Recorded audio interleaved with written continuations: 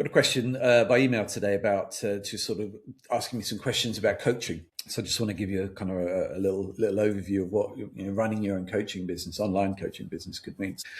I'm going to give you an example, then you're going to kind of have to think about it in your from your context. So let's say that you are from the logistics space. I often use the logistics space as an example, and you were a COO or an upper management. You were heading, you were partner to or a assistant to a COO, sort of higher management level. There are people, what the COO does, who you could be coaching as they move along their career. So let's say you were an upper manager, you've got a new manager, a series of new managers. You could teach them people and bring real value to the client companies by showing them how to do their job properly and how to progress. Just as an example. Now, because it's online, you can have one person in the room, so it's a one-to-one, and you're charging £500 for 2 sessions, or $500 for 2 sessions. Or you could have 3 people in the room and you're charging £500 or dollars.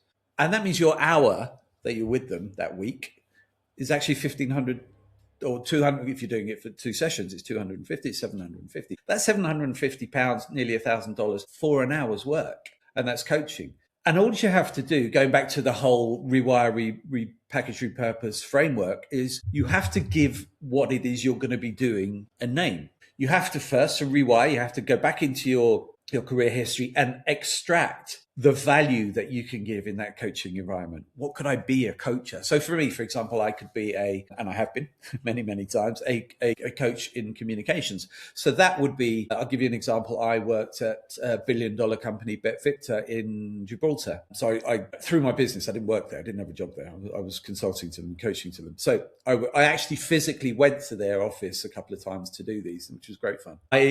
I have a skill set in copywriting, sales copywriting, is where you write the sales letters, sales communication stuff. That's basically what my business was comm strategy. So I taught them how to, in a big room, there's about 15 of them, I think.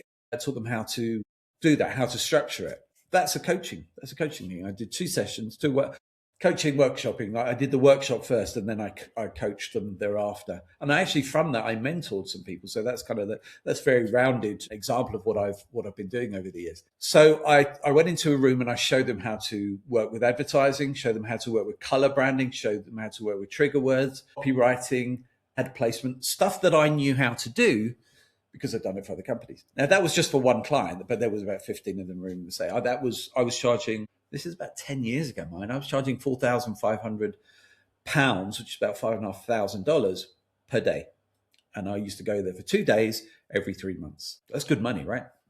And they got the money to spend. And I had the credibility. They see the work I did. And yes, I think you have to kind of sort of get yourself in. All of these companies have training budgets. And they've got to spend it, right? They've got to spend it somewhere. So that's how you could become a coach. You go through the rewire, repackage, repurpose framework, but you focus on being a coach. That's the thing. You don't want to be a consultant. You want to be a coach, and you want to do it online. Don't have to do it online. You can go and visit them all day long. That's the point of Executive Nomad. It's about freedom, right?